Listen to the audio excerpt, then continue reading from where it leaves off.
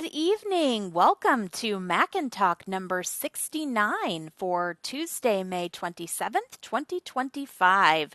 I am your host, Chanelle Allen, and I am glad that you have joined us tonight or later on via the podcast recording. Mac and Talk is a Q&A conference call for anyone with Mac questions. Whether you are just getting started and need some help or encouragement to learn VoiceOver, or you could be a longtime Mac user with some questions or need some help troubleshooting an app or feature. Or you could even be deciding whether you want to get started and need some help to figure out what Mac is right for you or if it's right for you. And so to that end, we take all of your questions. Before we get on to that, though, I'll just take a minute to let you know about iBug Today. Our website is ibugtoday.org. On there, you'll find out how to find us on all of our social media platforms, Facebook, Twitter, X, I keep forgetting that, Instagram, and so on. We also have a link on our iBug site to register to become a member. Registration is completely free. Participating in any and all training events and social events is free as well. And we'd be happy to have you at one of the 25 events that we do every month. And in addition to our website, you can find us on various podcast apps of choice. You can just ask your smart speaker or your podcast app. We also do have a YouTube channel. If you just search for iBug Today on YouTube, you will find us. And many of our trainings are organized into playlists. So there's an iBug Cafe, an Apple Workshop. We even have a playlist for a previous iBug Mac training course. And so you can find that there. As far as our events that we're doing this week, on Thursday, May 29th from 7 to 9 p.m., I am blanking on the title, but the topic is, it's iBug's Life, and the topic is emergency preparedness. So for any and all kinds of storms, hurricanes, fires, earthquakes, tornadoes, you name it, this is facilitated by George Batiste, and he would love to have you join him. On Friday, iBug Night at the Virtual Movies, and I believe this one is called Before Sunrise. I looked at the title. I may be butchering that, but join us anyway. 7:15 for the pre-movie social, followed by the movie at 8, and then a discussion. That is all of our iBug events this week that I know about. As always, though, feel free to join us for iBug iBug Buzz. I've got so many titles floating around in my head. iBug Buzz every Monday from 7 to 9 p.m. Central. And that's a great place to ask all of your iOS questions. You know, we talk about the Mac here, but sometimes things, lead to iOS, and you might want to know how an app or feature works on iOS. So join us for that. We will next Tuesday have iBug iBug Mac Buzz. I've got to get this straight. iBug Mac Buzz, which is from 5 to 6 p.m. That is a short call, just an hour call, but you can ask your questions very similar to this call. And now that's enough for the announcements. Let's get to the introductions. Feel free to say who you are and where you are calling from. I am Chanelle, currently in Marysville, Washington. Herbie in Marysville. Welcome. Charlene in Utah. Welcome, Charlene. Robert in Chandler, Arizona. Welcome, Robert. Kelly in Carrollton, Texas. Hi, Kelly. Carolyn, DC. Carolyn, welcome. Joe Foster, Ottawa. Welcome, Joe. Gigi in Houston. Hi, Gigi. Welcome. Hi, Chanelle. Pete in Jacksonville, Florida. Welcome, Pete. Brad in Dallas. Welcome, Brad. Dan, Southern California. Dan, welcome. And who is that? Eli from Malaysia. Eli, welcome. Misty from New Jersey. Misty, hi. Hi. Eileen from Virginia. Well, you said Eileen? Yes. Oh, welcome, Eileen. Christina from Colorado. Welcome, Christina. Tim and Indiana. Valencia from Maryland. Welcome. John from BC, Canada. Welcome, John. Aisha from Chicago. Welcome. Melissa from Denver, Colorado. Welcome, Melissa. Okay, I just want to see. Look, there I am. Hello. You did what I do sometimes. All right. So we ask that you kindly stay muted, please, unless you are speaking. That just helps reduce the background noise. I do believe, though, that there are a few of you who are joining us for the first time. Would you like to unmute and just say your name again, and if you're joining us for the first time? Valencia from Maryland. Hi, this Valencia. is my first time. Hello, my first time on the Mac and Talk, but I've been on some other programs that y'all have done. Awesome. Do you have a Mac? I do not, but I'm considering getting one. Oh, great. Welcome. You've come to the right place. Thank you.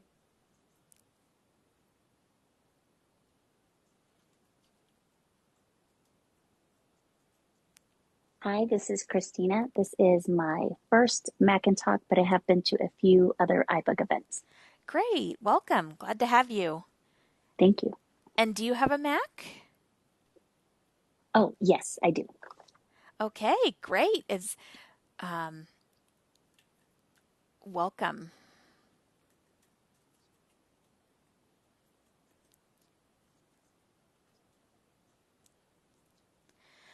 All right, so I think we've gone through everyone. Who would like to ask the first question? Chanelle, this is Karen. I didn't get to say hello earlier. Oh, okay. Sorry, Karen. No, I couldn't get unmuted. So. Oh.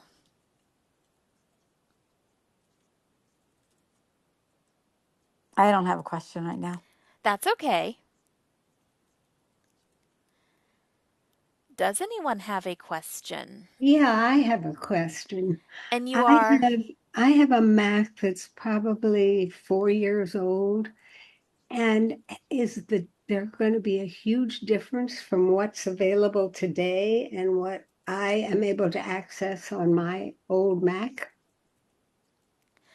And I'm sorry, your name again. It helps when I'm sorry. It's Eileen. Eileen. Okay, when we want to speak, we say our name, and that just helps everybody recognize one another. Okay, so you want to know? I have never been on this. I have never been in iBug before, so I'm learning as I go. Well, welcome. How did you hear about us?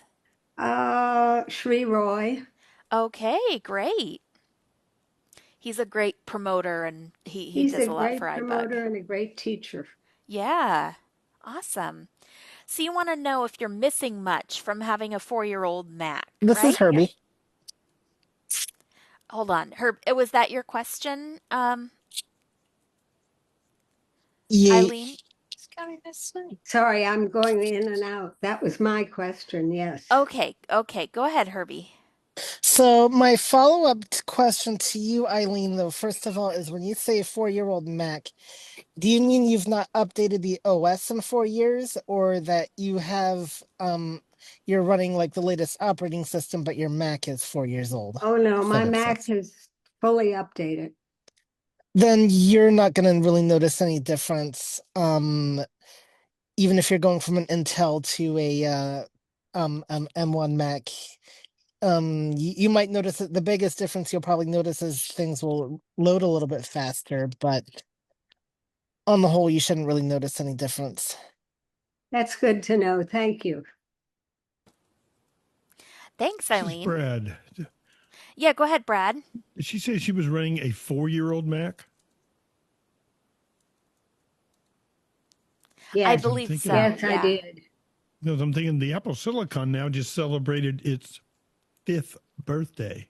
5 years since they were first released, and I'm running a first generation M1, and I'm saying you're not, other than speed, you're not going to notice anything. Okay. All right, excellent question.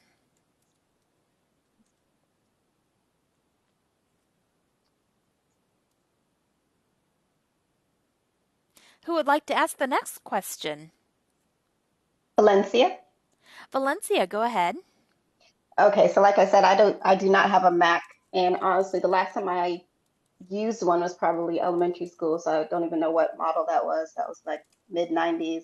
But anyway, um, I'm currently reintroducing myself to JAWS for Windows. So, what would be one of the main differences with Mac OS versus JAWS, or using a MacBook versus another operating system? All right, who wants to tackle that?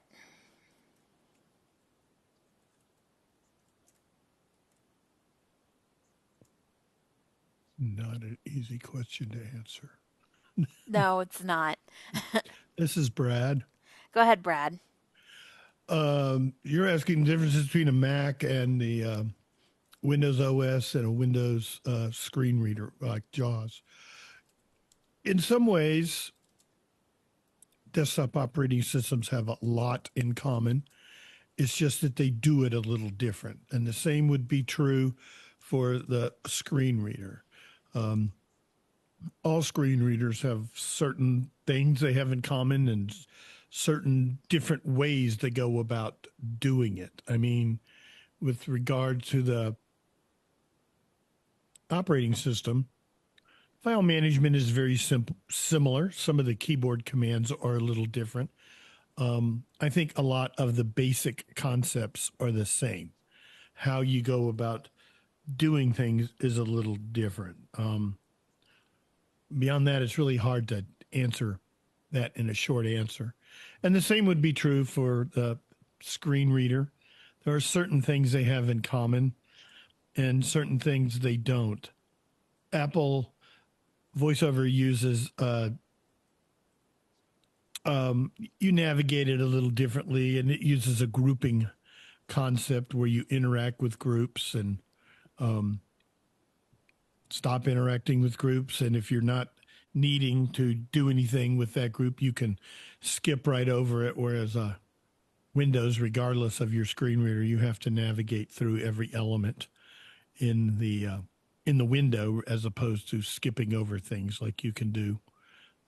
There are some ways you can skip over things, come to think of it. But basically, I've heard some people say whenever they have a student who's like coming from Windows to Mac, they tell them to forget everything and start all over. And I disagree with that. I think if you're familiar with a Windows environment and a Windows screen reader, you have a leg up on the game, and just have to accept the fact that some things are going to be done a little different, but in some ways they're very much the same.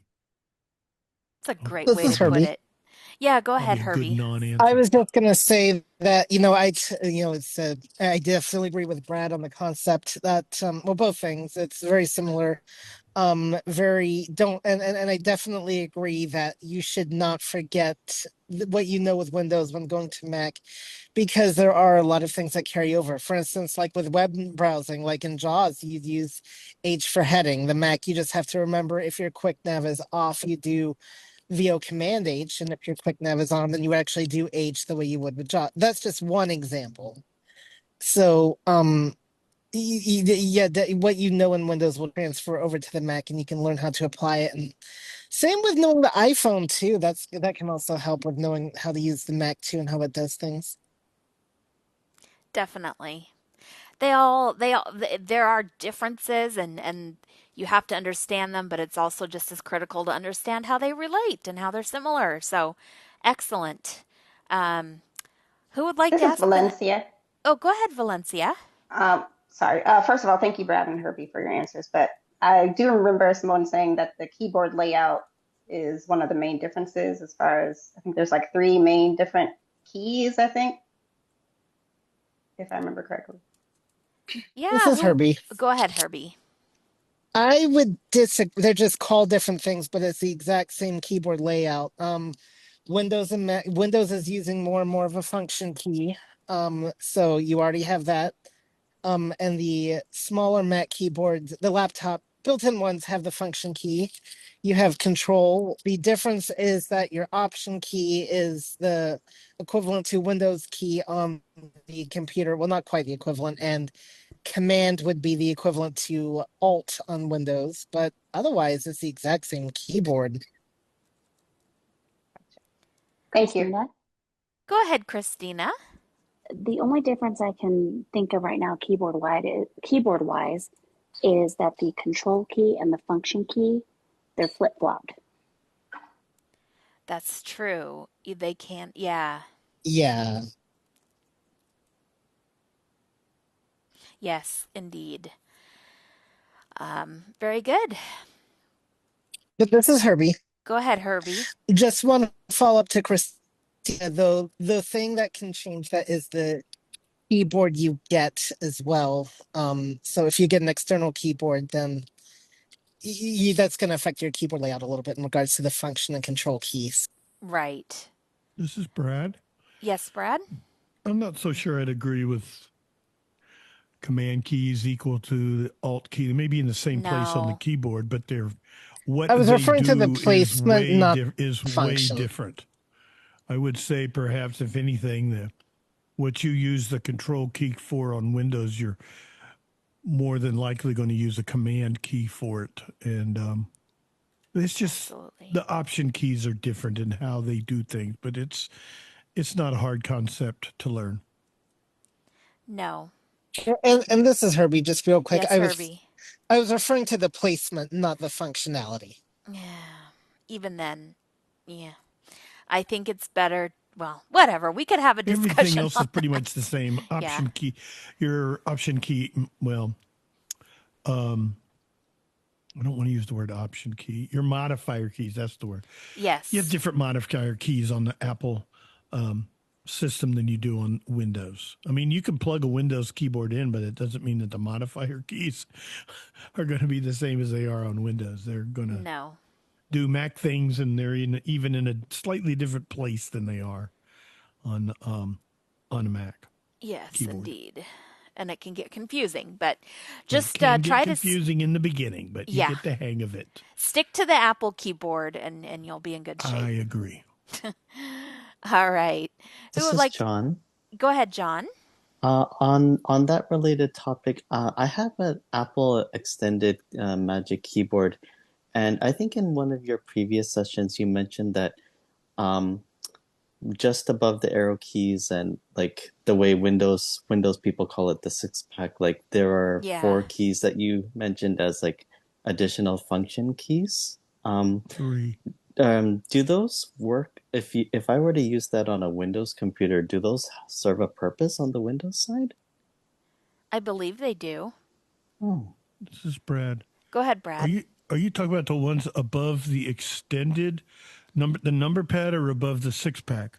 Because there's 3 F keys above the 6-pack, kind of making it a 9-pack, and there's a row of 4 F keys above the number pad area. And I have never used a Apple Magic Bluetooth keyboard on Windows.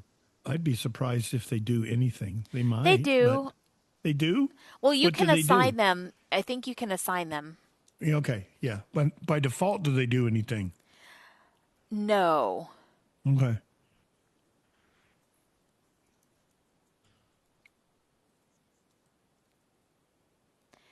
No. And you don't get a numlock key on the Mac. No, you have to turn on the numpad commander. That's different. Yeah, that's different. Yeah. That's different. You don't get a numlock key. Your numpad is always numbers, but there is a numpad commander, or now they call them numpad commands, but it's the same thing. I don't know why they had to change the name.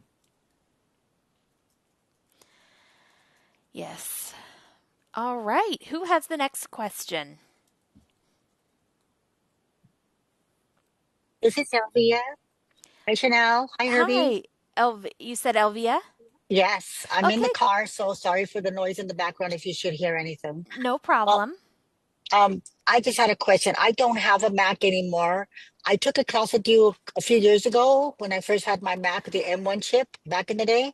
Uh-huh. And but I ended up selling my Mac and I thought about getting another one sometime in the future. But what's really driving me crazy about the Mac, or what's drove me crazy about it, and I don't know if it changed, and what the differences are, and how do you differentiate between interacting and uninteracting?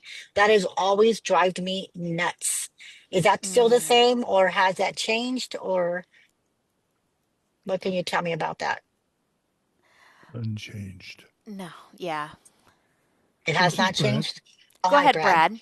Well, one thing I found that helps new people learn, because I've heard this question before, I don't know when to interact. And I've thought to myself, I don't know. I just know. But seriously, because I've been using it a while.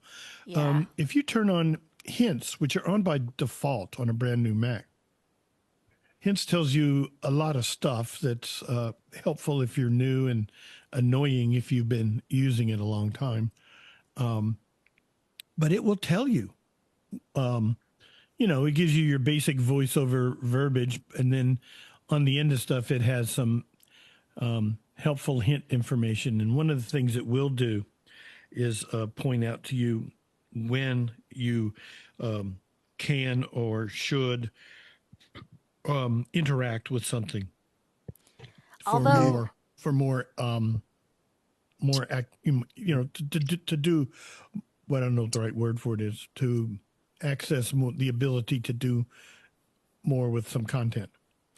al- Mm. although I have found, and that can be useful, but it'll tell you, like if you're on the desktop, it'll try to sometimes, I've heard it try to tell you to interact with an image, or it may tell you what it thinks you can do, but it doesn't know what you want to do. It can try to Correct. infer, but it has no. Similarly, in Finder, you don't need to interact to navigate your list of files and folders. And you can, and there's no crime with interacting, but it does create an extra step. So it's not going to give you Mac keyboard commands. It is only going to tell you voiceover commands, and it's not very smart. It'll just tell you the voiceover commands that are available to you in what it thinks is the appropriate. And I'm not a big fan of hints. Let's just say that, but they can be useful, and if you want to try them, by all means, But I would take them with a caveat, a grain of salt, because sometimes they can This be is more Brad. problematic. Go ahead, Brad. To follow up on what Chanel said, you can interact, and that really is like she's talking about with Finder in a Finder window. You can interact, and then you're able to use strict voiceover navigation as opposed to what I call just Mac OS navigation, which means you can navigate using arrow keys or up and down a list without having to use the voiceover modifier. If you're using the voiceover modifier key, either control option or the caps lock key, whichever one you are using as a voiceover modifier, and just because you interact doesn't mean you absolutely have to use strict voiceover navigation, but that's one way of going about things. So when Chanel says you don't have to interact, that is true.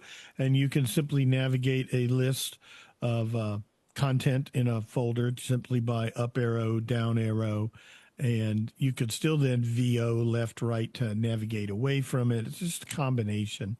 But yeah, you don't have to often interact. Now, maybe a toolbar, you might have to Yeah. interact, but toolbars I rarely interact with or have anything to do with because there's usually a keyboard command or that allows me to do an action that is also in the toolbar. I've always looked at a lot of the toolbars in like Finder or Window as that's where mouse people go to click on stuff, and you can interact with that toolbar and go to those buttons that a mouse user would click on, and maybe do a voiceover VO spacebar to execute an action, but you don't have to because there's probably a couple other ways to accomplish the same thing that are more efficient.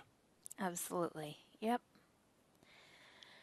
So you just learn over time. Yeah, I definitely Thank you. emphasize the difference between Mac keyboard commands and VoiceOver keyboard commands. And when you have Mac commands available, they are great to use, but you also have to know the VoiceOver ones. So that has not changed. All right, who has the next question? This is Elvia again. Oh, go ahead, Elvia. So my next question is, when I took your class a few years ago, I kept all of the audio tutorials. If I decided to get another Mac, would those tutorials still work for me to start getting it started again, or is there new information that's different? This is Herbie. Go ahead, Herbie.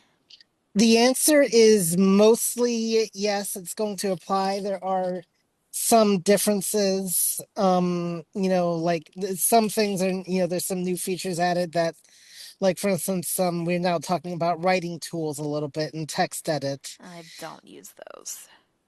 Okay. I'll let you, Anyway. never mind. I'll let you answer the question. Yeah, okay. Well, we've started to talk yes, it's probably the biggest change is, system preferences is now called system settings, and it has a slightly different layout. Yeah, there's Apple Intelligence and writing tools and Siri's a little what? It's not very intelligent. No, it's not. That's why I don't mention it when I'm teaching. Yeah, I've wondered how I could get away with that, but I thought maybe I should mention it, so I did. But yeah. Anyway, just put it in big air quotes. Yeah, there you go. Whatever those are. Yeah. So things do change, but the changes are very gradual, very minimal. So, all right. Who has the next question? Hey, Melissa. Chanelle. Oh, yes. Both Melissas. Go, Melissa. No, it's okay. Why don't you go and I'll go after? It's no problem. Okay. So I know on Windows, like I can copy stuff simultaneously to the same drive from several locations. And I was sort of, not sure if I could do it because I got a 4 terabyte, solid state drive, just the external for my MacBook Air. So I could have more space. And so I was wondering, is that possible and what's the easiest way to do it? This is Herbie. Go ahead, Herbie. Could you explain what do you mean by copying from? Could you explain what exactly it is you do on Windows? So, like for instance, let's say I'm using my new SSD drive and I want to copy things from documents and I want to copy things from downloads. I can go open both of those windows and copy things simultaneously to that drive. Would I just be able to do the same with new Finder windows? This is Brad. So, go ahead, Brad. I don't think there's any difference what you're talking about. It doesn't have anything to do with the size of your drive. You're using multiple Finder windows, just like you would use multiple Windows File Explorer menus. This is one of those things when I say the concept is the same. There's really no different. You push different keyboard commands, kind of to accomplish, but really, you have different Finder windows open to different locations, but you're really only active in only one at a time. Right. It really doesn't matter how many you've got open. It's okay. I just want to make sure I was doing it right. So this is Herbie. Thinking about doing it right. Okay, go ahead, Herbie. But just to clarify, you're not doing something interesting that, like, you're not copying multiple things to a clipboard and then going to your drive and pasting. Oh, right? no. You're copying one at a time and pasting. Like, yeah, but she's got several copy things going on at once. I get that. I was just clarifying because you can definitely copy and paste multiple things at the same time in that respect. Like, I mean, small files, it's going to be automatic anyway, but I've definitely dealt with several large files where I've copied several things to the drive at the same time, where I had one copy and paste going and I copied and pasted something else. I have definitely done that. Right. So you just open new Finder windows for each. Yep. Thing, correct. Okay. I just wanted to make sure. Yes, Brad. I would say the more things you got going on, though, the cumulative effect is it's not going to do it any faster. No, I know. I I don't think understand. so because it can, it's just moving between tasks, Right, rapidly. right. But if Hmm. I start copying 800 files from one folder to, I don't know, if you're doing it from one location to another on the SSD, it should happen very fast because nothing is really moving. Copying Right, is different. There's a write action going on, right, right. but um, it's still going to. I don't know. I can't keep enough. I can keep all that straight in my head. I just got to do one at a time. Okay, I'm I'm not that sorry. smart. I just wanted to make sure. Thank you, guys. You're welcome. All right. This This Excellent. is is Bill. Elvia. Go ahead, Elvia. This might sound weird, but are the Mac commands, can you use them? Are they used on an iPad that has a keyboard to them or no? Are they totally different? So are Yes and no. y- the commands totally different between an iPad and a Mac using the Not keyboard? really. What? No, not really. This is Brad. A lot of them are the same. If you're doing cut, copy, or move a file, copy a file and paste a copy of a file or a folder someplace, or move it. The keyboard commands, I believe, are the same. There are some things that are slightly different, but a lot of the same concepts are using the same commands between a Mac and an iPad, and an iPhone may be a little different than an iPad. I haven't used a keyboard on an iPhone in a long, long time. No, And they're I all the have an same. iPad, This is but I Pete. just don't use it. The keystroke Carlos here. commands are almost identical between a Mac and an iOS or an iPad, an iPhone or an True, iPad. but there are certain things like navigating a window or the screen that are a little different on the iPad than they are on the Mac. Yeah, This that is makes Herbie. sense. Go ahead, Herbie. Just a friendly reminder, we actually did have somebody waiting before Alvia went, so Oh, okay. I did not Melissa, pick maybe? up. Yes, it was the other Melissa. That's right. Okay. Thank you. Uh, I appreciate that. I think we've addressed that topic. So go ahead, Melissa Weiser Rose. And This is apologies. just no, it's okay. I just have a really quick question, guys. We talked about this a little bit in our study group. I mean, this class, this iBug class is going to be over this week. So my question really is thrown out like, Brad, I know you do it through the New York Public Library, and it sounds like you do more like a beginner class and then an advanced class. And do And an then intermediate also, class, yeah. just to kind of maybe do a short description or if there's a place for me to look. And also, no, anything else. So I want to throw that out there.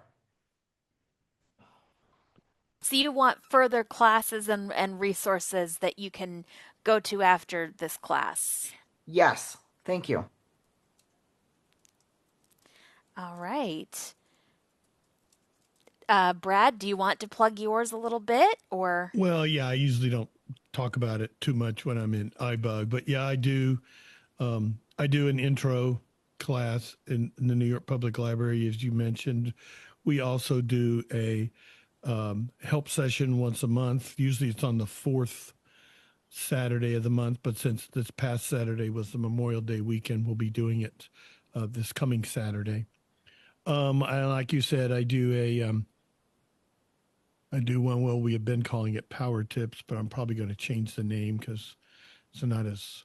That wasn't the name I came up with, but I'll probably change it to something like Beyond the Basics or something. It's kind of an intermediate.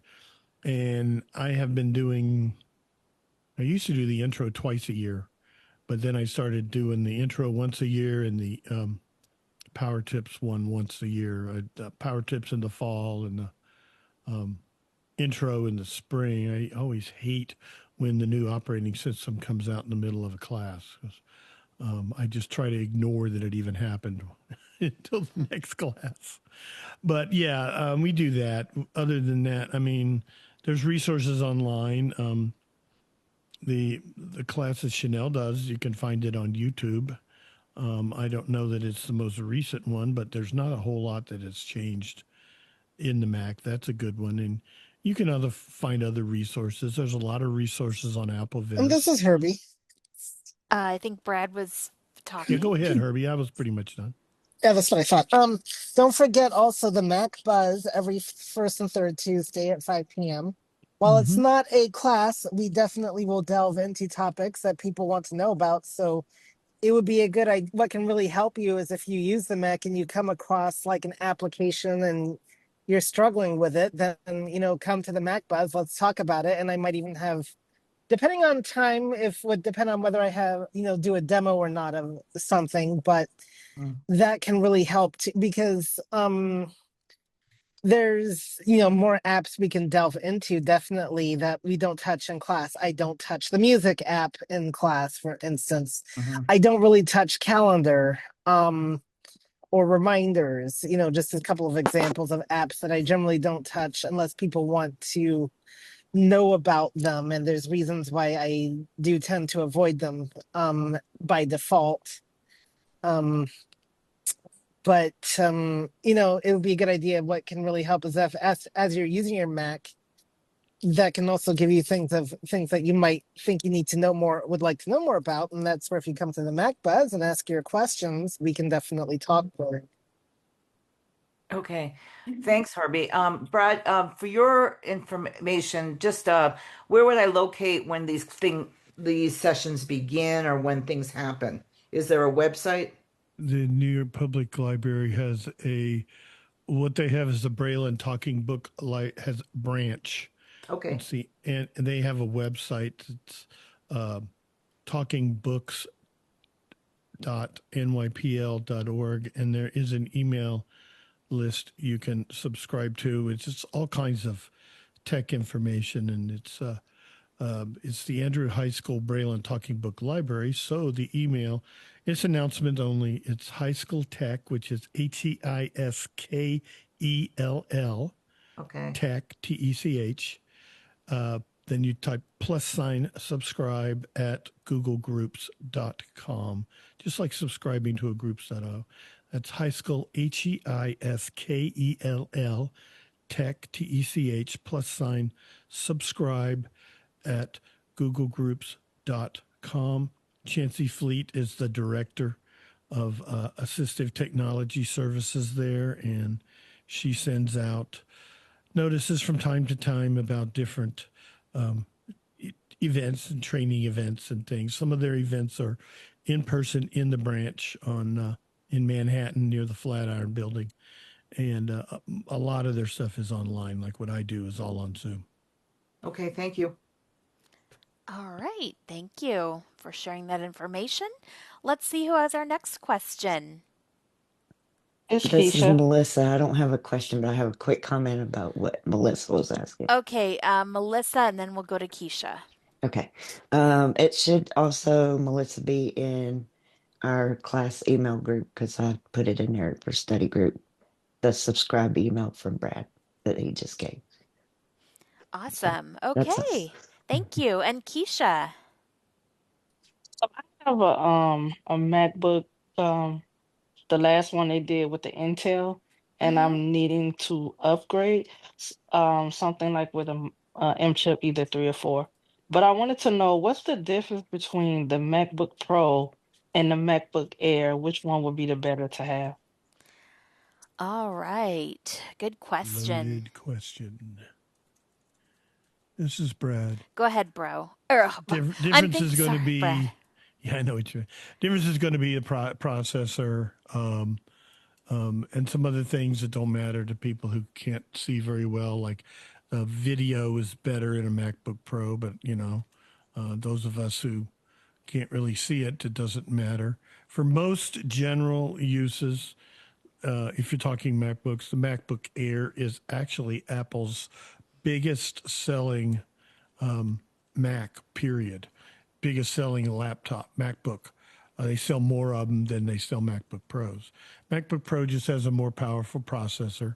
It has two options. They're both more powerful than like right now they're on the M4 series. So the MacBook Air has, I believe, 2 iterations of the M4, whereas the MacBook Pro is going, and both in the 14 and 16-inch model are going to be using a M4 Pro and an M4 Max. Now, they do have an entry-level MacBook, and it's also on the regular M4, and I believe there's 2 iterations of the regular M4 that are in there. And again, it has better video and stuff like that.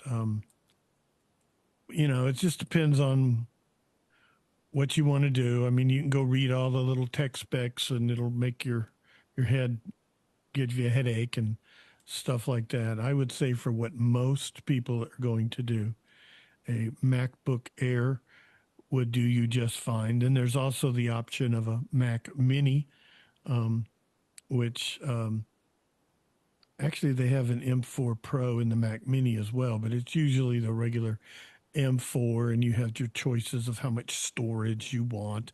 There's those options to consider as well. And RAM, I know you can get a lot more RAM in a MacBook Pro than you can in the introductory entry-level MacBook Pro or the MacBook Air and the Mac Mini.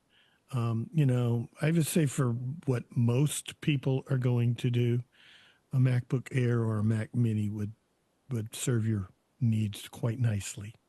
'Cause, like my side job is I'm a DJ, and I use it mostly.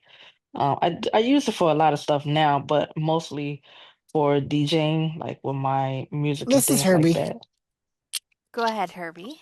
Since you're a DJ, I would, well, first of all, be very curious as to what apps you use, but that's a whole nother discussion. But I'd love to talk to you about that off list if you'd be interested, because I'd like to get in this. Sure. Something I'd like to get into more on the Mac side, but I would recommend the MacBook Pro. I think for DJing, I'd want a more powerful Okay. processor. Okay. So I personally would go the Pro route. With the Pro. Yeah.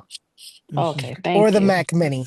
The Mac Mini is not a whole lot different than the MacBook Air with the processor, except for there's an option for the Pro. I would say it depends on the software you're using. You'd be surprised how powerful that M4 processor is. It's going to, that processor right there would blow the socks off. And if she's your DJing, Intel she's that you're probably out and using now. about, so the Mini's probably not a Yeah. great idea. Yeah, I was just out this weekend outside, and I had my current computer was moving, kind of slow. So I was like, okay, it's time to. But then I saw the MacBook Air. I'm like, okay, what's the difference? Because I Number use of DJ ports for Pro. one. Oh, But you can always get a okay. hub. Yeah, I have a hub. But then there's more stuff to carry. True. It is, yeah. Yeah. I would Okay. get as much Mac as you can afford. That is Gotcha. really the answer right there. Okay. Definitely. All right. The Thank Mac you. is an investment, and so the more you're able to invest in it, with that you're able to, and without being unreasonable, the better it'll be, and the longer. I mean, Macs are already just excellent computers, but yeah, we hope that helps. And I think I heard Elvia. Yes. Okay. How do Macs work with Office? Ah, who would like to handle that one? Not touching it.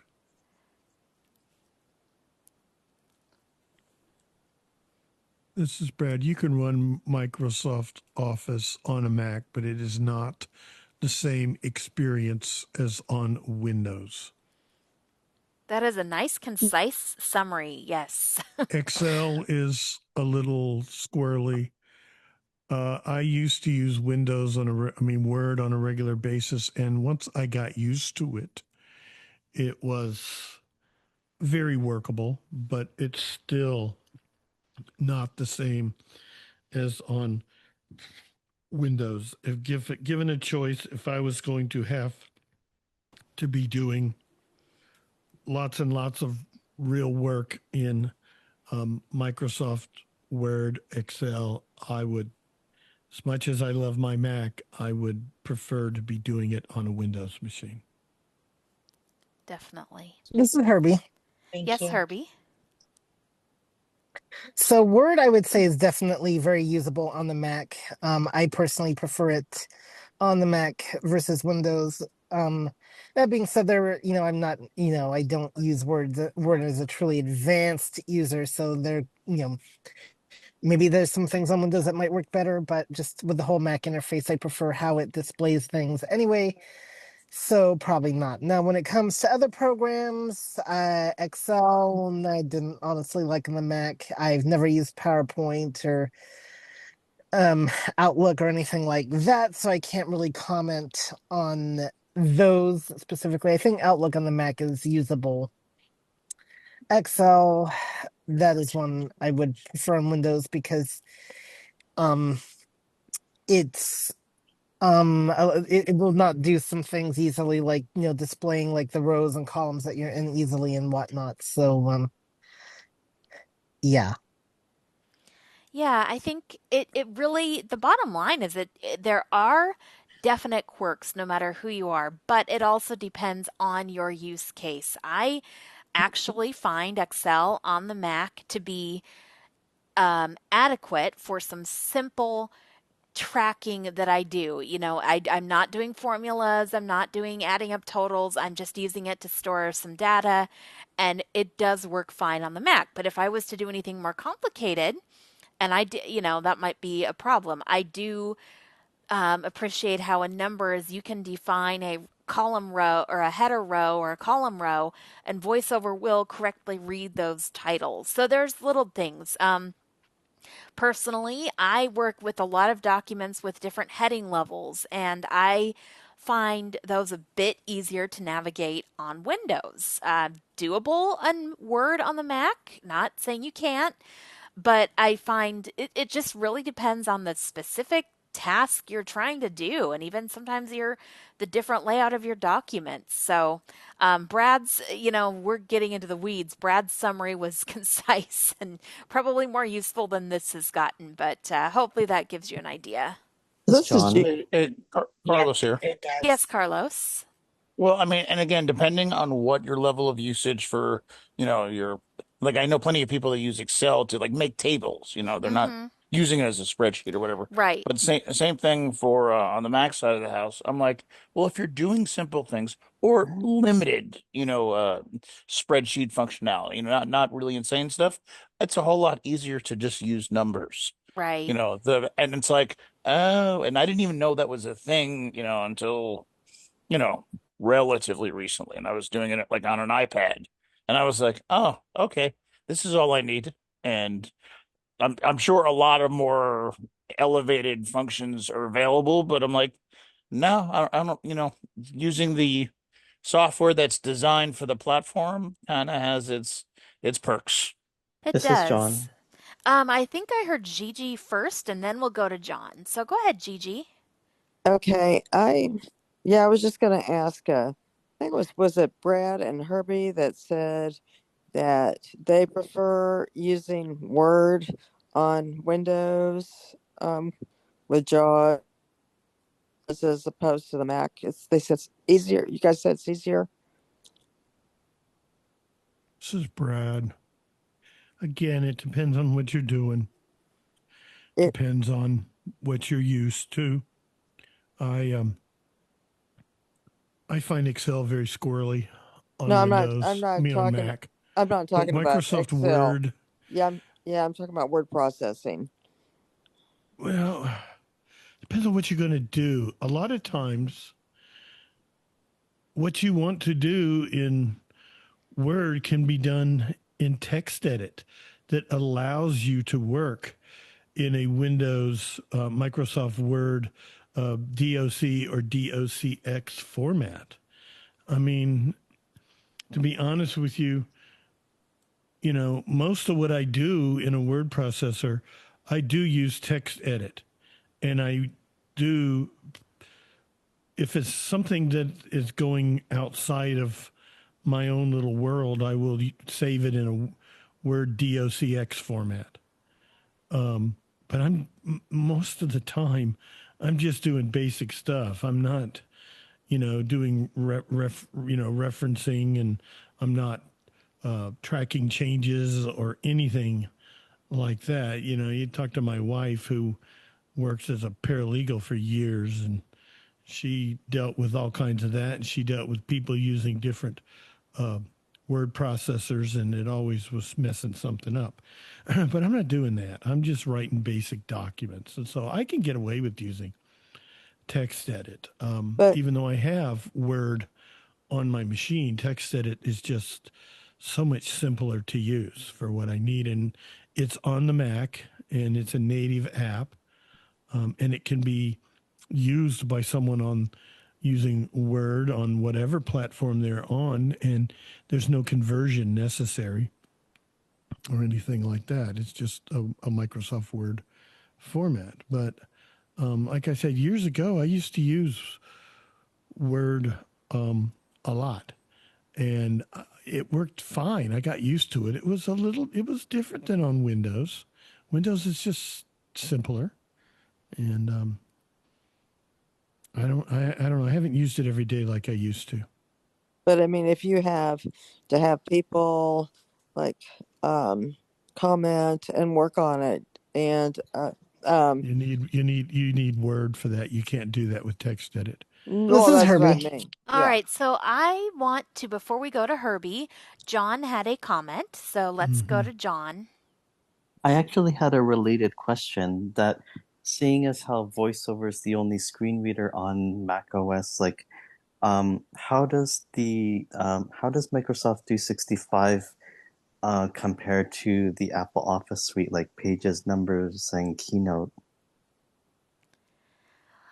Let's go to Herbie's comment, and then we'll come back to your question. I'm not quite sure. All So right. go ahead, Herbie. So I can answer both in one. First of all, Gail, I will tell you, I had a situation a couple years ago when I was in school where the teacher gave me my comment back, Word document back with a lot of comments. I could figure out right away on the Mac how to read those comments because of how the Mac divides things up into sections. I know it can be done on Windows, but I found it more confusing. So that is my experience with comments. I found it much easier because of things being divided up into sections, and I could sort them out and not get lost. Um, Again, that can be personal preference, but that is that. To be honest, to answer your question, John, I much prefer to work in Pages and text edit and Keynote and all that. Because of course they display better, and there's just some weird things that JAWS does that I don't like with some of the things I had to deal with. One of the things I did not like, for instance, and nobody, including the people at said company, could really give me any good answers as to how to make it any better. I had to work a lot with footnotes, and on Windows, Microsoft, when I encountered a footnote, it would lock me into this little edit field that I had to figure my way out of. And the Mac, when I encountered the footnote, it was a link that I just really had to maybe uninteract with once and get, to be able to move along and not get into the part where I was editing in the footnote. And then I could VO space on the footnote if I needed to make an edit in there. So that, and that was with both Pages and Word, but,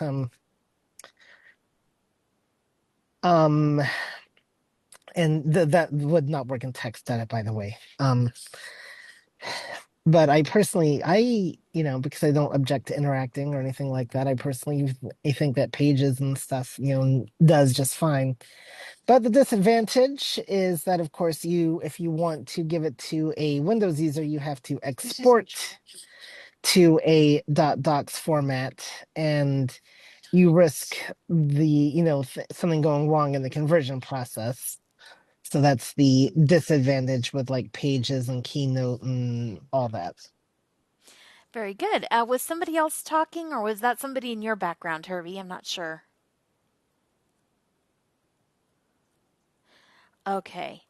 I only heard what was going on in my background. So. Okay. All right. This is Brad. Go ahead, Brad. Yeah, I just wanted to reiterate the last thing Herbie said. The problem with the Pages, Numbers, KeyNote are great programs, but as long as you're staying within the Apple wall garden, those are great programs. But if you have to communicate on a regular basis with people who are using Microsoft Office products, you are going to have to export your final copy, which means it's kind of like, how when you export a PDF, you can't change it. So if you're using Pages and you export a document in a Microsoft Word format, if you do anything to it, you of course have to trash the one you exported and export another one. And then if you get something back from outside your Apple wall garden, you are going to have to import it and go through a conversion process. And funny things happen when document get converted. I always liken it to it's going through the transporter in Star Trek, and all the little ones and zeros get scrambled and rearranged, and sometimes they all don't go back together exactly like they were to begin with, and funny things happen, which is why it's well worth, if you are going to be collaborating with people, and I don't mean live collaboration, I just mean sending documents back and forth. The less you have to convert and export, the better. Definitely. All right, excellent discussion on this topic. I believe we are ready to move on. There was no one that I missed on this one, right? Did I get everybody that wanted to be acknowledged for this one? I will assume I have then. Okay, so who would like to ask the next question? This is LVA. All right. Let's see, LV, if we have anyone else who might have a question. We try to make sure everybody, gets a chance, but. This is Robert with a simple question, I hope. Okay, go ahead, Robert. Okay. This has to do with 4 keys that are on the extended keyboard that aren't on the regular keyboard. That are the home, end, page up, and page down. Yes. And I know there are both there are Mac uses for that, and there are VO uses for that. Can you go through what the VO uses and the Mac uses are of those keys for those of us who don't have them? All right. This is Brad. Could you repeat the last part of his question? So I think if I understand, he wants to know. Documentation refers to, Apple documentation refers to 4 keys that aren't on my keyboard. They're on the extended. Actually, are you talking, excuse me, before you go on, are you talking about on a MacBook Pro Air keyboard? Well, there's no home key on that. There's no N key. Actually, there is. If you hold down your FN key, your left and right arrows become home and end. Your up and down arrows become page up and page down. So they're there. Okay. All right. And they will do just what they do on the extended Magic Bluetooth keyboard.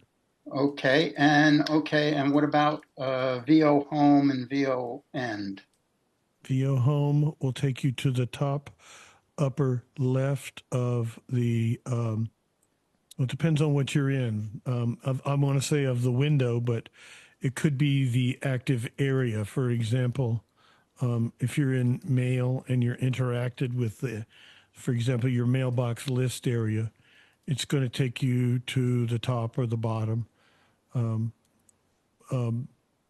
VO command home will actually take you to the extreme upper left corner where the 3 little control buttons are. And when VO end is going to take you to the lower left to lower right corner of a window. Okay. Active area. So that would be this. That would be with the function and the arrow keys added to the other modifiers. Correct. Just add the FN key, hold the FN key down. And then if you're using VoiceOver, it doesn't matter if you're using a VO modifier or not. You hold down the FN key, your right arrow, left and right arrow become home and end. Your up and down arrow become page up, page down. And then if you hold down your VO modifier, they do whatever they do in VoiceOver. Thank For you. example, if I open my system settings, and if I've want to go immediately to the content area for whichever category I have selected, for example, keyboard settings, VO, FN, right arrow is going to take me to the area for the keyboard settings, and then I have to interact with it. And then once I've interacted with it, VO, FN, right arrow is going to take me to the lower right-hand corner of the area where that little help button is. VO, FN, left arrow is going to take me to the top left corner of that active area, that active scroll area.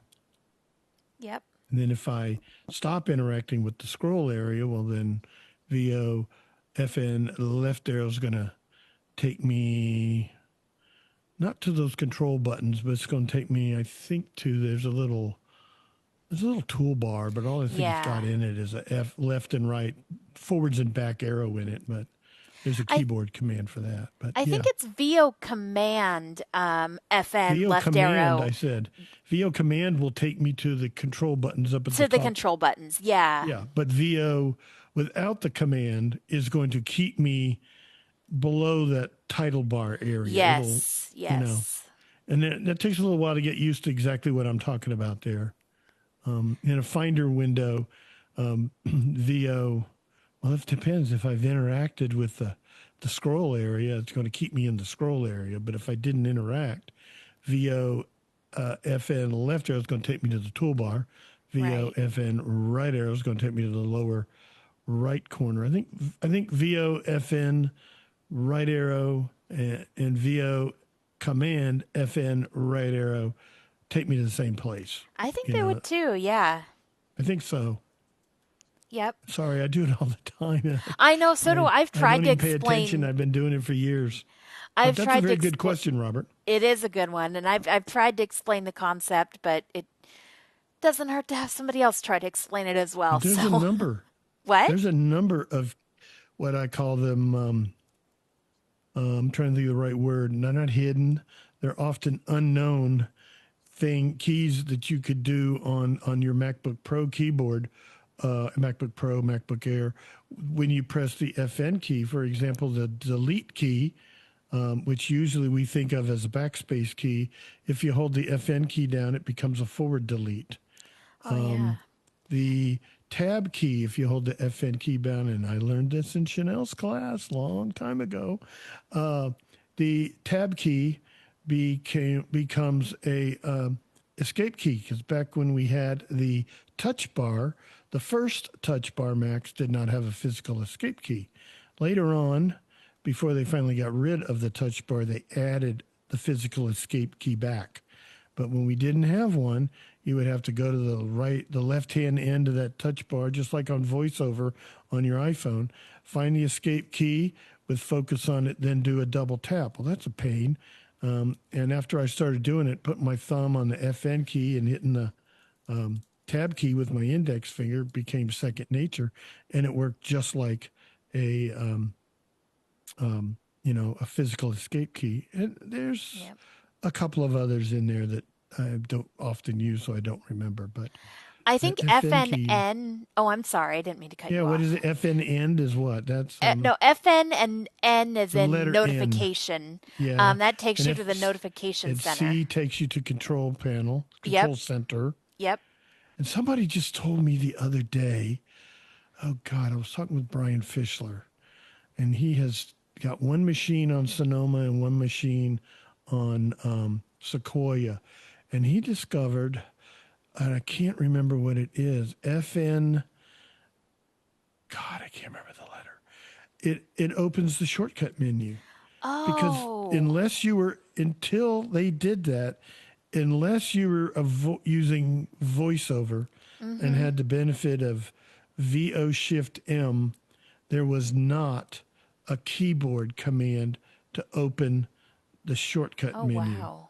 Okay. There, you could you could put your mouse on something and then press two fingers on the trackpad, or make an item have focus and push two fingers, but then you risk opening the shortcut menu for wherever the mouse pointer is located on the screen, just kind of like when we, same thing with Windows. But so, Okay. and I cannot, he told me that the other day and I did not know it. Yeah, I may I have come am across told something, but I don't the know. I haven't. new Magic Bluetooth extended keyboard, when they came out with the M4 Max, they came out with new Magic Bluetooth keyboards, and they now use a USB-C charging port, and Oh, they okay. only work with Macs with Apple Silicon, which I thought interesting. What is different inside them that makes it so they won't work with an Intel Mac? And I read an article in Apple Insider that iFixit tore one apart, and they can't find anything different inside it, so they can't figure out why it works on Apple Silicon Macs but not on Intel. But anyway, they now have added. Remember, the FN key is up there in the six pack Yeah. on the extended. They've added it to where it is on the MacBook Pros on the far left end of the bottom row, right? Right. Like it is on Okay. the MacBook Pro keyboard and on the small. And they've made the key in the six pack that used to be the FN, I am told, now opens the shortcut menu. Because Cliff Oh, Miller has one of wow. those, and he told me about It's that. Herbie. Yeah, Herbie, go ahead. Yeah, I encountered the function key phenomenon. I wonder if the fact though that like there's some, because for instance, I'll tell you when I got the keyboard, an interesting command that I had to do that I've never had to do for the Mac before is to, in order for the fingerprint sensor to be enabled, is I had to double tap the power button on the Mac Mini itself. So I suspect there's some kind of software function in there, not a On a hardware. Magic Bluetooth keyboard? No, on the Mac Mini itself, I had to I had to press the power button quickly I mean, to for make it what work? You said to the fingerprint fingerprint sensor. sensor. Yeah. You have it on a keyboard? Yep, it's on the keyboard. Because I have a Mac Studio, and I've never had to do anything with the power button to make it work. He just got one of those new extended Yep. keyboards that you were talking about. So, Oh, really? Yes. And so, and Interesting. when I went to the fingerprints, like double tap the power button or double click the power button, like you would the old fashioned home button on the phone. I had to double click it, and then the fingerprint sensor was enabled. So, yeah, there is some kind of, Interesting. yeah. Because I think, now that you mentioned it, I think I heard that on Apple Silicon, pressing the power button real quick would act like a Touch ID sensor for purposes of, well, no, it can't. No, it's not I a Touch started to ID say for sensor. purposes of, no, But it because you got just to have enabled. biometrics, yeah. Yeah, but it enabled something in the keyboard for the fingerprint sensor to work. So I thought that Unless was I did it a long time ago when I got my Mac Studio and don't remember. that I couldn't tell you. I just know what I encountered. I So don't know, but you're right. I have the extended keyboard with the lightning on it, and I use that Touch ID sensor all the time for Apple Pay and stuff, and logging in and stuff like that. yep. Yep. Well, I just had to do the power button thing once, and then it was like, okay, now you can use the fingerprint thing. Yeah. Yeah. So secret, it's probably not hardware but software what makes it. Right. And I don't think they sell the Magic Bluetooth keyboards anymore without a Touch ID. oh, really? I don't think they do. I was at the Apple store earlier this week, and they had both versions of the Magic Keyboard with the big one and the small one, but they both had. No, the ones with the full extended keyboard. It was $179 for without the Touch ID and $199 with the Touch ID. And I think I've looked on the Apple thing, and it's 179 has a Touch ID, but that's with white keys. The 199 has got black keys. They charge $20 more for black keys. oh wow. I'll look again, but Shoot. This And I I is need just to bought the replace my. keyboard with the extended keypad without the touch. yeah, that one's less. I can't remember what they're charging for that one. So this is Yeah. Herbie. Yes, Herbie. So one of the things I quickly disabled it, but what was interesting because I had the extended with the regular lightning extended keyboard. So when I got the Apple one, the newer one, all of a sudden I had one of the things I had to contend with was the function key globe thing. And voiceover calling the function key the globe key and all that. And I did, so that was interesting when I got the keyboard. I see lots of places they still call it FN, and some places they call it globe. I know Yeah, my there's MacBook, no my rhyme or M1 reason to MacBook that. Pros that I'm using here from 2021 supposedly has a globe symbol on it, but some places I see it called in the OS called Yep. FN So key. it called that function key, which is to the left of the control key. It actually now called it the globe Yeah, some globe, places it does, right? but the Globe symbol with old-fashioned meridian, yeah. function key. Yeah, but what's weird is like the old-fashioned function key. It never did that on my other keyboards. So Interesting. Okay. All right. Well, we have a lot to say about keyboards. Are there any other questions? This is John. Yes, John. I actually have a touch bar question and a keyboard question. So, my keyboard question is with I was able to set up Apple Intelligence, but I wasn't able to get it working with the Option key as Herbie suggested. The only one that worked for me was the option that let me choose the Command keys to the left to the right of the space bar. So, should I quiver over details or just be grateful that Apple Intelligence works? This is Brad. Go ahead, Brad. They seem to have made changes on what you can use. I think I used to use my Option key and it worked for a little bit and then it just stopped. And in the settings, it changed it to the Command key like you're talking about. So I think they removed the option for you to use something other than the Command key.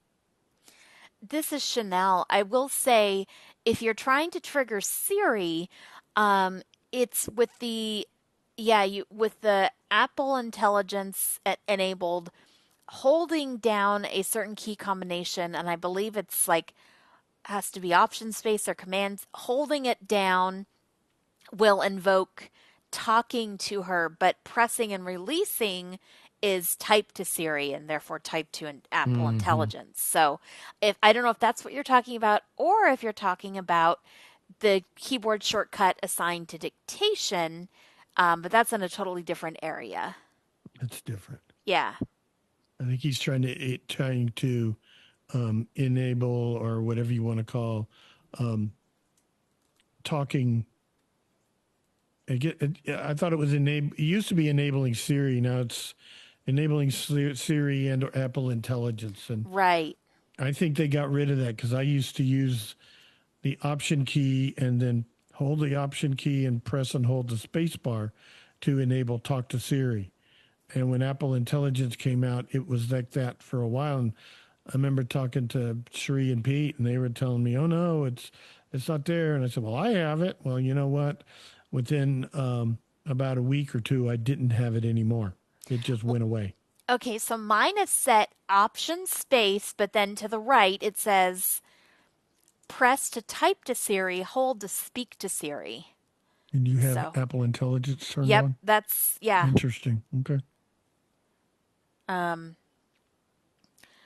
Whereas I think before my I would just hold like FN space, but that's I don't know, it's kind of weird. FN space I think is dictate, isn't it?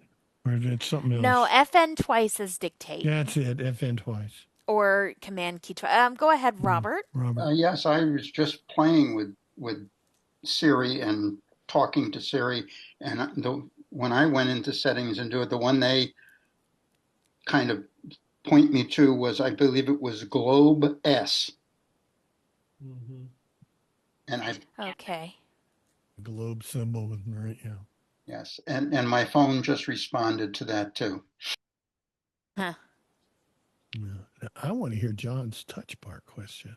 Okay, yeah. He's All one of the right. few people in the world still using a touch bar. Well, him and Misty. Yeah, go ahead, John.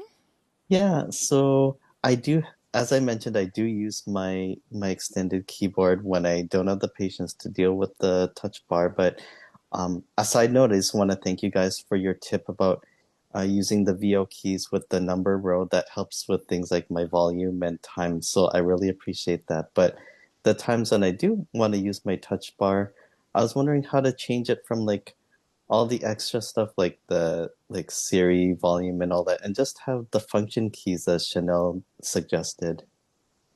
Well, this is Brad. Go ahead, Brad. When we mentioned using the number row, you did not mention using VOFN, and then the number row will do all the things that you use VO and an F key for. So I had a touch bar Mac, and I never, ever, ever had to touch the touch bar because I could change my volume with VO and equal and the minus key. I could do things like route my mouse to the position of the voiceover cursor by VO command FN. So it took 4 fingers because I'm using control option for it, but at least they were all in a row. So VO command FNF number row 5 would be the same thing as VO command F5. And I never had to do it. But what you're wanting to do is change your So I have touch. done it before. It's in keyboard settings. It And you get an is. option to what it is when you without the FN key and what you want it to be when you press the FN key. And there's 3 things. It can be F keys. It can be what do they call it? Hardware functions, just like by Yeah. default, when you get your Mac, the F keys do hardware functions, media keys, screen brightness, volume, mute, things like that. Or you can have another one is it can make it do application functions. Like, for example, if you're in the mail, there's a touch bar button to new mail message, forward, reply all, and so on and so forth. Things that we, use keyboard commands for. So look for the things in keyboard that say, touch bar shows. And Mm-hmm. and then change it in there. I don't, Mm-hmm. so hopefully that'll help. But try using VOFN and your number row keys, and I bet you that's what you're looking to do. No, I would hate pressing all those keys. Yeah, Oh, it was definitely no try big that if, deal. well, for me it is. So I guess I'll have to, no, I don't know. But to me, that was the advantage of using Control Option for my VO modifier instead of the yeah. caps lock key, because at least they were all 4 in a row instead of Thank having goodness to. there's so many ways to do things on a Mac. Mm-hmm. All right, excellent. Who Okay. has the next, what? Okay. I didn't quite catch that. Joe, Yes, go ahead, Joe. 2 questions. You talked about Siri. What about ChatGPT? Is that fairly effective? And do you have to go into chat before you can use the keys? In other words, how do you effectively use the ChatGPT? All right.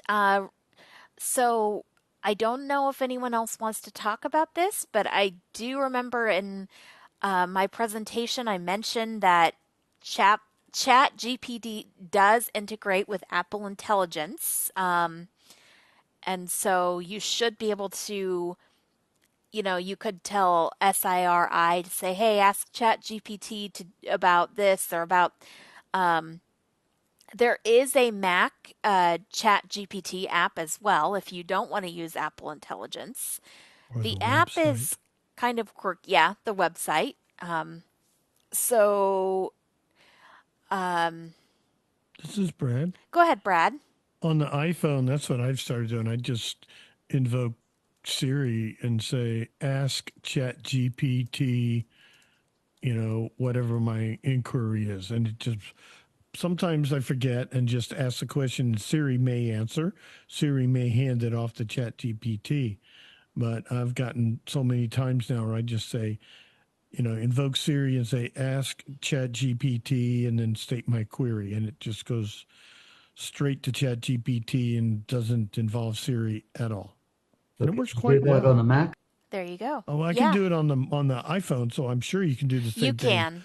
on the Mac. So if you invoke Siri and just say, ask ChatGPT, then state your query, and it will just bypass just Siri and go straight to ChatGPT. Good. Try that. Thanks. My Now, you second don't get a question. query history like you do when using a ChatGPT app or ChatGPT website access, My second but question. it'll Herbie give had you a nice mentioned answer to your question. yes, calendar, and I just missed a couple of important meetings. And is there a simple way to make better use of calendar? Well, let's see. How to make better use of the calendar on the Mac? Yes. I think that could be a type of a question where you might need to, um, you Whatever could you have, get used to. yeah. I don't like the calendar interface on my Mac, so I do all my calendar This is Herbie. on my iPhone, and I can set up alerts and all kinds of things like that. What And makes then you think it'll be too late? This isn't gonna the work. alerts will go off on my Mac and my iPhone or my watch, but I just find the interface much easier to use on the iPhone than on the Mac. But it's the same calendar. It's all synced in iCloud. All right, Herbie.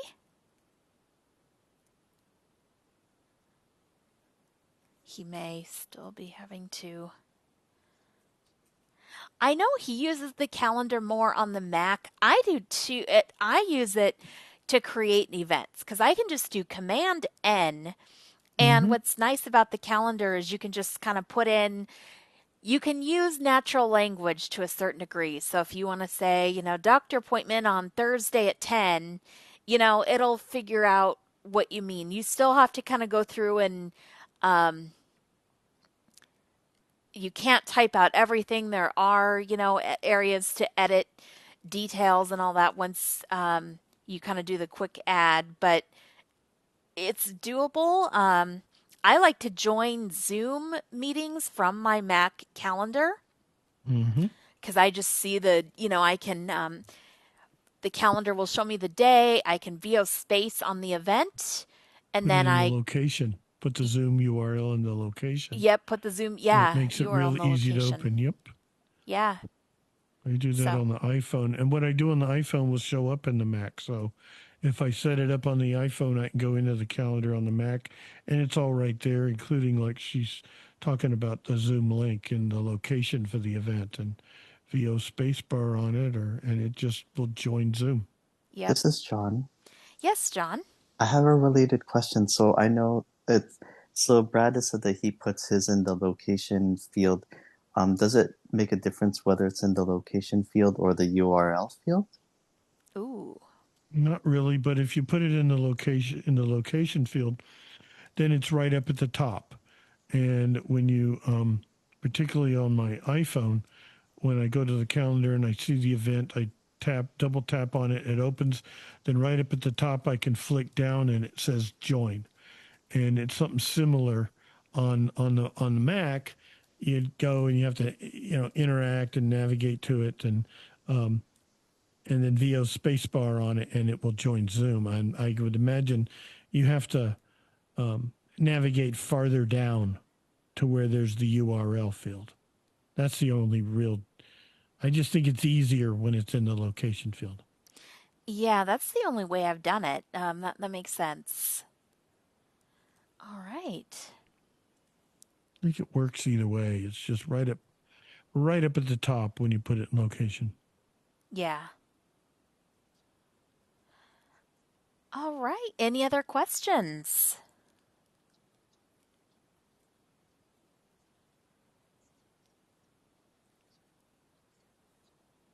Valencia. Valencia, go Audio ahead. not unmuted. Okay. I understand that Pages is basically the Apple equivalent of like a word processor, like Microsoft Word, and then Numbers would be equivalent to Excel. Uh-huh. But what is KeyNote? What is the function of that? All right. PowerPoint. Yep. Okay. Thank you. You're welcome.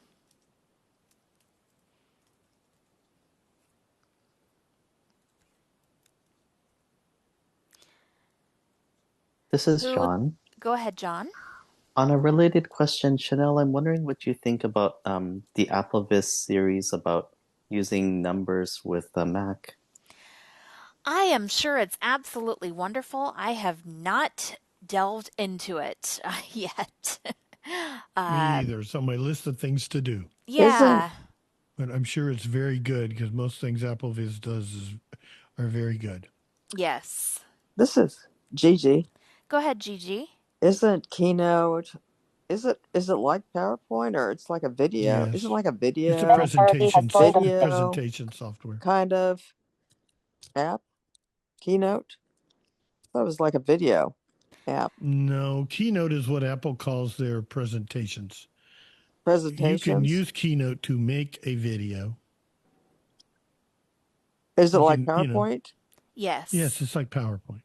That's what I meant. PowerPoint. But it's Apple's version, so it's got some capabilities that they do things differently. And in fact, you can import PowerPoint, and it'll be converted into Keynote, and you can make a Keynote and you can export it into PowerPoint. Again, with the conversion. RD has joined the meeting. Yep. Conversion issues that are possible, unless you communicate with the person and you know what the conversions are going to be. Kiwi has left the meeting. And you can drop a video or an audio file into a Keynote presentation, and then you can use a Keynote presentation to, initiate a video. Or a lot of people will put a video into a PowerPoint presentation, then export it as a video, and that's how you can post an audio file to YouTube because they require it to be a video.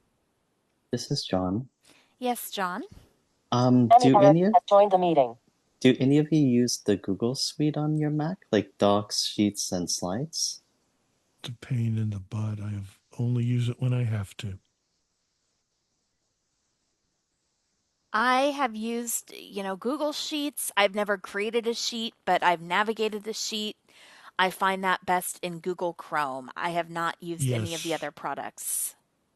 It's doable in Safari, but I separate it out because when you've gone into Google Docs or Google Sheets, and I've never used Slides, and enable accessibility, as long as you're signed in, that carries over to any other Google instance of Google Chrome that you are signed into. And I tend to use Chrome. I don't like being signed into Google if I can help it. So I don't sign in on Safari, but I do on Chrome. And Chanelle and I access some of the same stuff in Google Sheets. And so I dedicate my Google Chrome to it, and I've even got it set up so when I open Google Chrome, it automatically opens a window with those two sheets in separate tabs. Oh, there you go. But I have used Google Docs. If I use it all the time, I wouldn't be as frustrated with it. Like anything else, if you use it, you become familiar with it. It's usable, but I've never created a Google Sheet with it. I just use one that's there, and I maybe add some information to it, or mostly I read it. I navigate it and read information from it. But I've had to use Google Docs. It's kind of cool. We do our planning meetings at New York Public Library. We would have a big Google Sheet open, and 2 or 3 of us are navigating in different places on a Google Doc, and it is simultaneously updating, in real time, everybody's who's open to it. Somebody's in one section of the document working on the notes for the JAWS presentation. Somebody's working on the section for the NVDA presentation, and somebody's working on the section for the Mac with VoiceOver, and we're all 3, adding to it. It updates everyone simultaneously. It's a very interesting product, but and with happy thoughts of collaboration swirling around in our heads, I bid you good night. Now, on that note, yes. Yeah, on that note, we are done. So thanks everyone for coming, and we will see you back in June. Thanks for all your questions, your input, and talk to you later. Thanks, Chanelle. My Good job. Bye. Bye.